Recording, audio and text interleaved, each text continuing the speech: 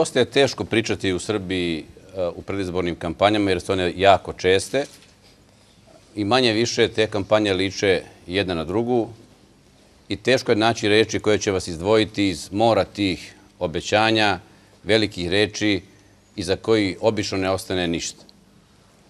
Mi ćemo nastaviti da ovu kampanju vodimo na potpuno drugačiji način. Nerealno je očekivati da mi za 20 dana od Voždovca napravimo Eldorado.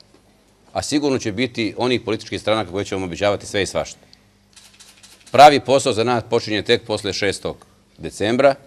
Ja ne sumnjam da ćemo mi pobediti na ovim izborima i jedino što mogu da obećam i u svoje ime i u ime gradonačelnika Đilasa, da ćemo ličnim primjerom pokazati koliko nam je stalo do Voždovca, koliko nam je stalo da ispunimo ono što ćemo obećati u ovoj kampanji.